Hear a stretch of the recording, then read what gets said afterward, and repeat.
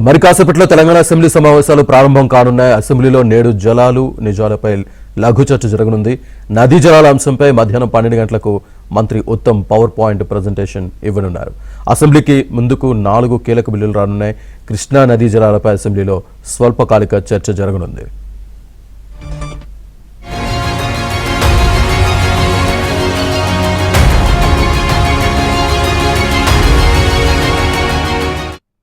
ఇక అసెంబ్లీ సమావేశాలను బీఆర్ఎస్ బహిష్కరించింది. రేపు నదీ జలాల అంశంపై బీఆర్ఎస్ నేతలు పవర్ పాయింట్ ప్రజెంటేషన్ ఇవ్వనున్నారు.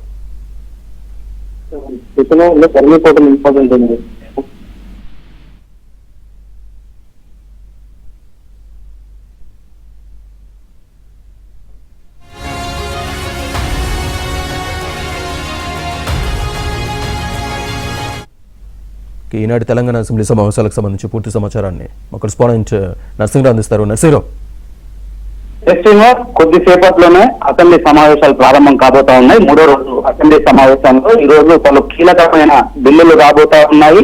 అదేవిధంగా అత్యంత కీలకమైన నిజాలు అనేటువంటి అంశం పైన లఘు చర్చ కూడా ప్రారంభం కాబోతుంది. సో ఈ నేపథ్యంలో ఈ రోజు అసెంబ్లీ వైపు కొంత ఆసక్తి, అసెంబ్లీలో జరిగేటువంటి చర్చ పైన కొంత ఆసక్తి అయితే ఏర్పడింది. ఉదయం 10 గంటలకి అంటే మరి కాసేపట్లోనే ఈ సమావేశాలు ప్రారంభం కాగానే మొదటగా క్వశ్చన్ అవర్ ని టేకప్ చేస్తారు స్పీకర్.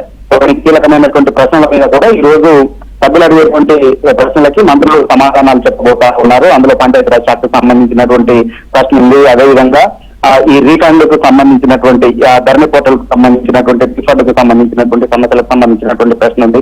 విధంగా కొన్ని ప్రశ్నలు, కీలకమైనటువంటి ప్రశ్నలు ఉన్నాయి. వాటికి సభ్యులు అడిగినటువంటి వాటికి సమాధానాలు మంత్రులు చెప్తారు. ఇక తర్వాత కొన్ని కీలకమైనటువంటి బిల్లు కూడా ఉన్నాయి. 4 బిల్లులు ఉన్నాయి.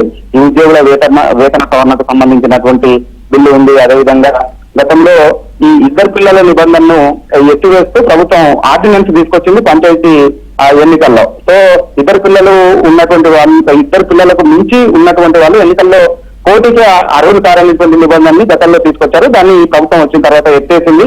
శాసనసభ సమావేశాలు లేనటువంటి నేపథ్యంలో ఆర్డినెన్స్ ద్వారా దాన్ని ఇంప్లిమెంట్ చేసింది. సో ఆర్డినెన్స్ ని ఇప్పుడు బిల్లు రూపంలో తీసుకొచ్చి దాన్ని ఆమోదించబోతా ఉన్నారు. ఆ కీలకమైనటువంటి బిల్లును పంచాయతీరాజ్ చట్ట సవరణ బిల్లును కూడా ఈ రోజు సభలో చర్చించి ఆమోదించబోతా ఉన్నారు.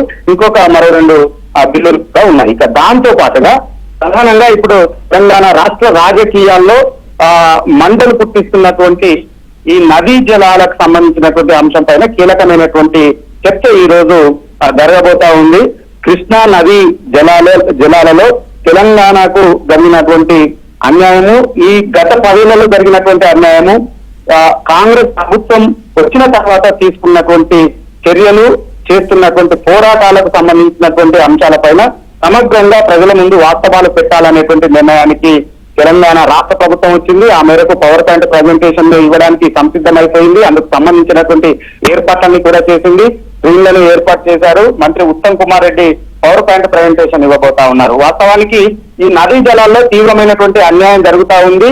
ఏది తరలించుకు వెళ్లేందుకు తెలంగాణ రాష్ట్ర ప్రభుత్వము వాళ్ళు దోచుకు వెళ్లేందుకు సహకారాన్ని అందిస్తుంది. ముఖ్యమంత్రి రేవంత్ రెడ్డి సహకారాన్ని అందిస్తున్నారని చెప్పి మాజీ ముఖ్యమంత్రి కేసీఆర్ పార్టీ సంబంధించినటువంటి నాయకుల సమావేశంలో ప్రకటించి ఇక పోరాటానికి సిద్ధమవుతున్నట్టుగా ప్రకటించారు. సో దాంతో ముఖ్యమంత్రి రేవంత్ రెడ్డి సవాలు ఇచ్చారు. అసలు నదీ జలాల విషయంలో ఎవరి హయాంలో అన్యాయం జరిగింది, తెలంగాణకి ఎవరు మరణ శాసనం రాశారో తెలుసుకున్నారండి, చర్చిస్తారండి అని చెప్పి సవాలు ఇచ్చారు.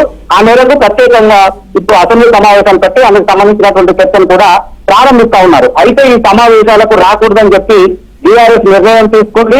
ఆ మేరకు వాళ్ళు ఇదే సమయంలో ఇక్కడ అసెంబ్లీలో అధికార పార్టీ ప్రభుత్వం పవర్ పాయింట్ ప్రజెంటేషన్ ఇచ్చేటువంటి సమయంలోనే అక్కడ వాళ్ళు తెలంగాణ భవన్ లో పవర్ పాయింట్ ప్రజెంటేషన్ ఇవ్వడం కోసము వాళ్ళు కూడా ఏర్పాటు చేసుకున్నారు. బీఆర్ఎస్ పార్టీకి సంబంధించినటువంటి నాయకులు అక్కడ మాజీ మంత్రి హరీష్ రావు పవర్ ప్రజెంటేషన్ ఇవ్వబోతా ఉన్నారు.